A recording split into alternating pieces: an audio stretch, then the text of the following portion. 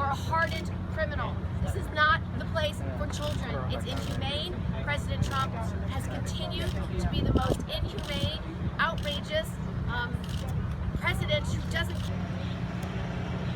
Long line. They walk in single file wherever they go. Single file. They have IDs around their necks that have to get scanned when they go out of any building and into any building. The location is known all the time electronically.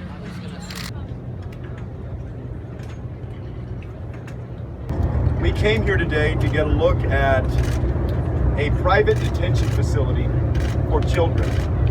And instead of being shown this detention facility where 2,700 kids are staying, we were stonewalled. We were stonewalled today by an administration and a private contractor that does not want us to see what is happening behind those walls.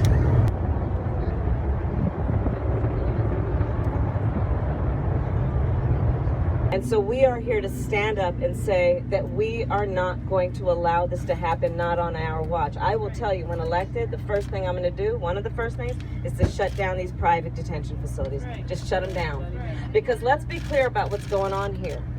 There are people who are literally profiting off of the incarceration of children.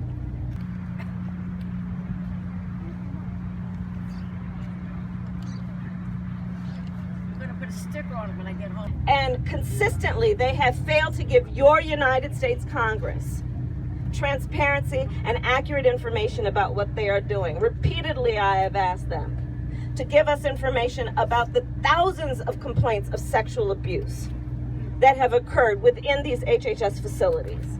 Yes! Woo! But this is really sweet. It's my son's When it comes to the way a country that believes itself to be the greatest in the world ought to handle the least among us, the most endangered, the most vulnerable. Children fleeing violence. Children who did not even make the decision to cross here often, but were brought here by parents who were doing what any parent would do.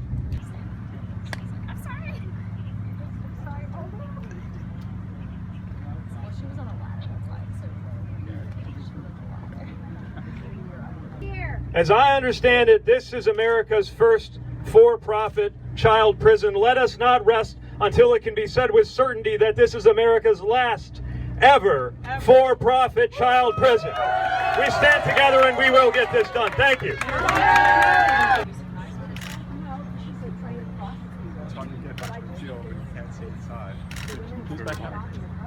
Let's make sure we get these kids back into homes where they really are homes and not essentially, well, there's no other way for it, essentially prison facilities.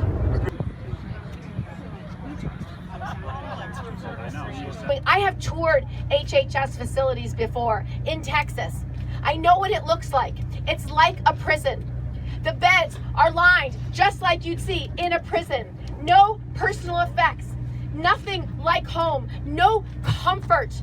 We have heard about sexual assault allegations here in this facility by staff. By staff. We have heard of children who are undergoing trauma because they do not know how to make sense of being imprisoned as a child.